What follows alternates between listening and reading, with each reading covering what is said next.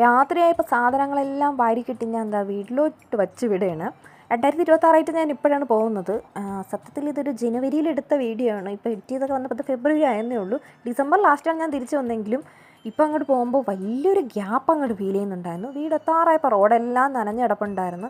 അപ്പോൾ മഴ പെയ്തെന്ന് അമ്മ പറഞ്ഞു. വീടങ്ങോട്ട് കണ്ടപ്പോൾ തന്നെ എന്തോ ഒരു സമാധാനം ഉണ്ടായിരുന്നു.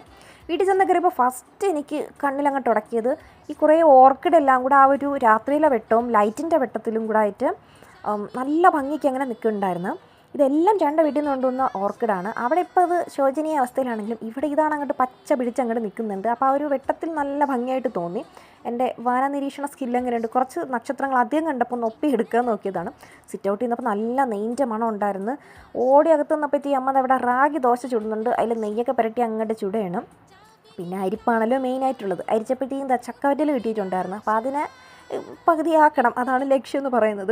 പിന്നെ അരിച്ചപ്പോഴത്തേക്ക് എന്തൊക്കെയോ പുതിയ സാധനങ്ങളൊക്കെ വാങ്ങിയിട്ടുണ്ടായിരുന്നു. അപ്പോൾ അതെല്ലാം നോക്കി അതിൻ്റെ കാര്യങ്ങളും അതൊക്കെ നോക്കിക്കൊണ്ടൊക്കെ ഇരുന്നിട്ട് പിന്നെ നേരെ തിന്നാമെന്ന് വിചാരിച്ചു. അപ്പോൾ ദോശയും മീൻ കറി ഉണ്ടായിരുന്നു, പിന്നെ നമ്മുടെ സോയാബീനും ഉണ്ടായിരുന്നു. അപ്പോൾ അതൊക്കെ കണ്ട് ടി വിയും കണ്ടിരുന്ന് ഞാൻ തിന്നെയാണ്. അമ്മയും തിന്നില്ല, എനിക്ക് വിശക്കുന്നുണ്ടെന്ന് ഞാൻ തിന്നാൻ തുടങ്ങി.